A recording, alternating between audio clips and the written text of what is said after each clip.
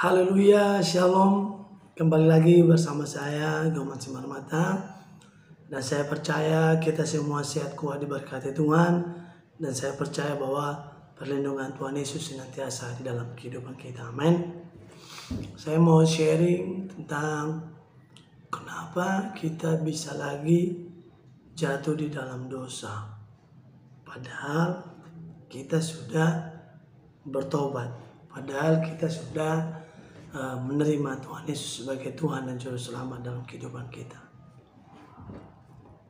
Setan bekerja selalu melihat dari kelemahan-kelemahan kita. Setan bekerja selalu melihat dari kekurangan-kekurangan kita. Dan setan juga bekerja ketika kita tidak ada hubungan dengan Tuhan.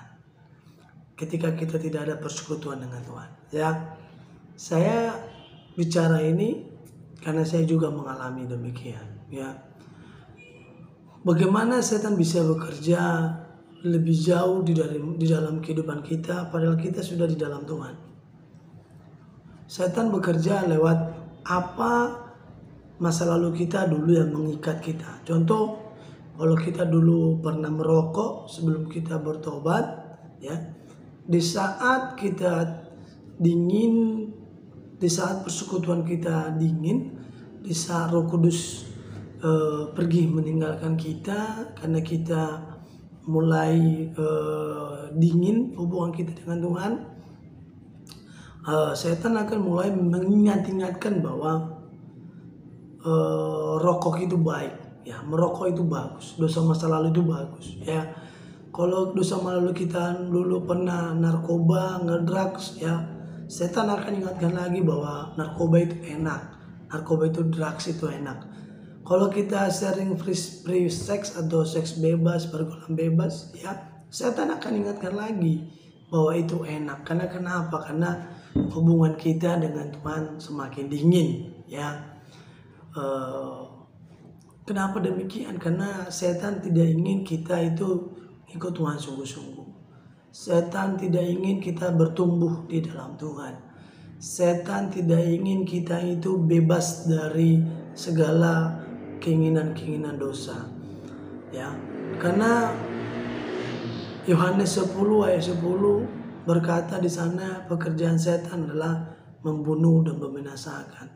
Ya, sedangkan rencana Tuhan di dalam kehidupan kita yang tertulis dalam kitab Yeremia, ya, adalah rancangan yang penuh harapan, masa depan yang penuh harapan.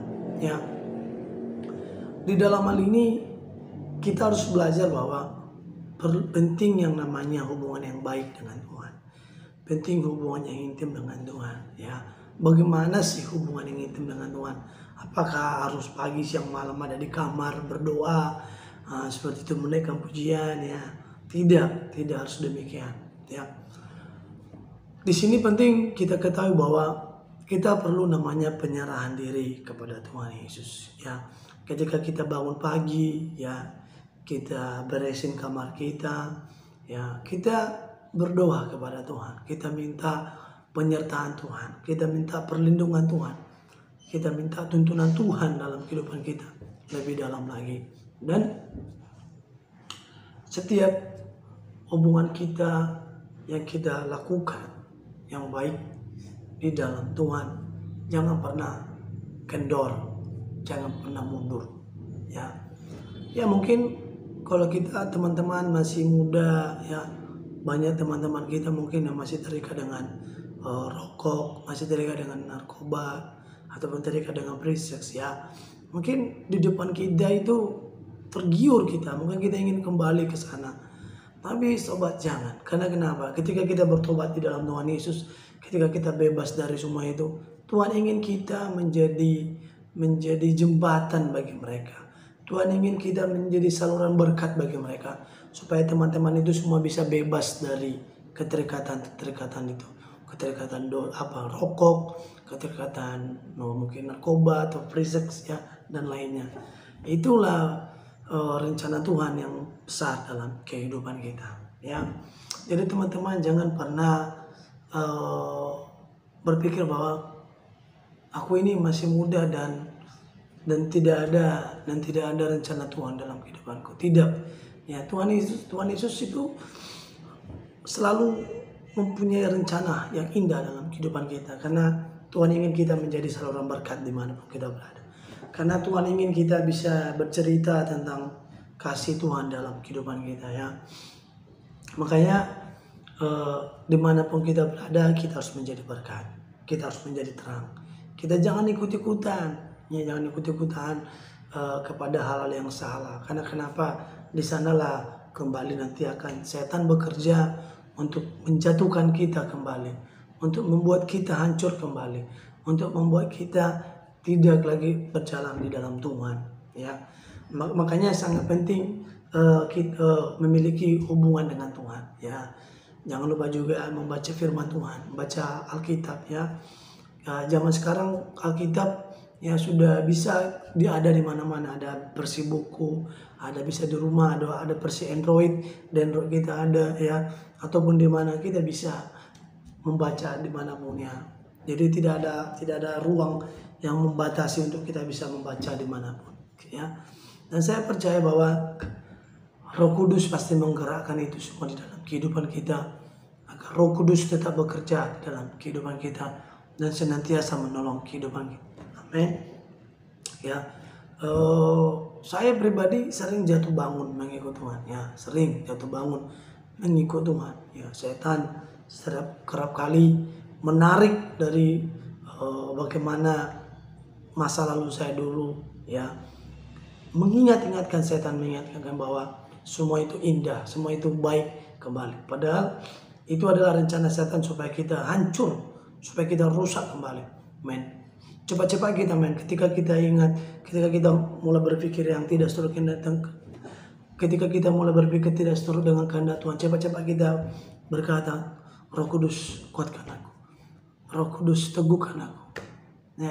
Cepat-cepat kita berkata, Tuhan berikan aku kekuatan, supaya kita bisa menengkingnya, supaya bisa kita menolaknya. Karena secara kekuatan kita tidak mampu untuk menolaknya. Tapi karena ada Roh Kudus, ada Tuhan Yesus yang memberikan kita kekuatan baru, kita bisa mengalahkannya. Amin. Saya percaya bahwa firman Tuhan kali ini, sharing kali ini bisa meneguhkan kita, bisa menguatkan kita, dan kita bisa berjalan bersama Tuhan Yesus lebih daripada pemenang. Amin. Tuhan Yesus berkati. Saya percaya dan saya beriman sharing ini bisa memberkati kita semuanya. Amin. Tetap dukung channel ini, jangan lupa subscribe dan katakan amin. Katakan haleluya di kolom komentarnya.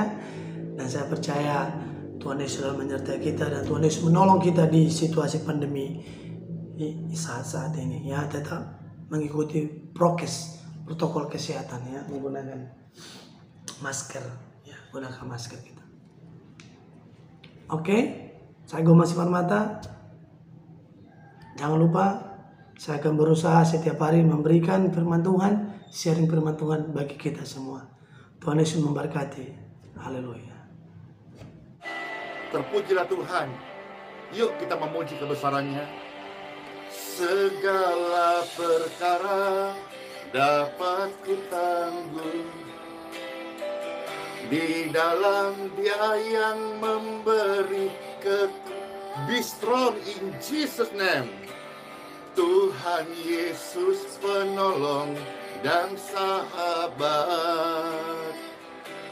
Tetap percaya Tuhan itu setia. Amin. Mari memuji, menyanyikan kasih setia Tuhan.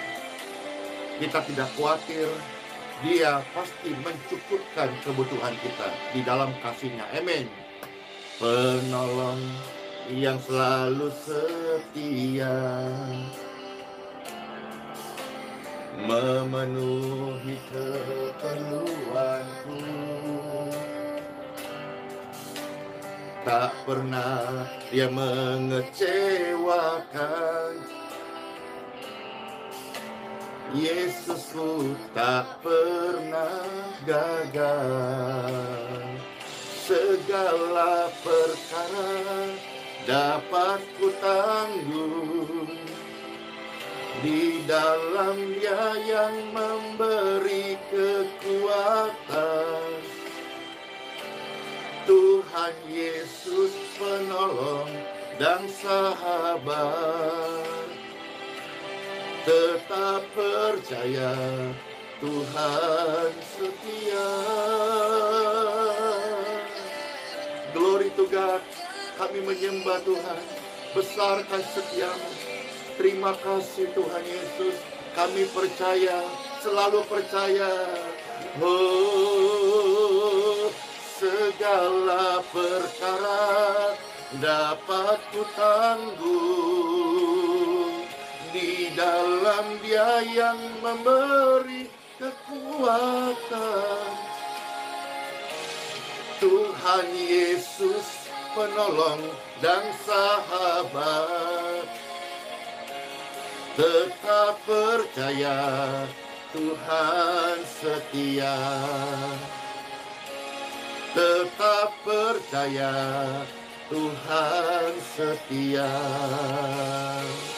Segala perkara Tuhan pasti bekerja untuk mendatangkan kebaikan bagi setiap orang-orang yang mengasihinya dan yang terpanggil sesuai dengan rencananya.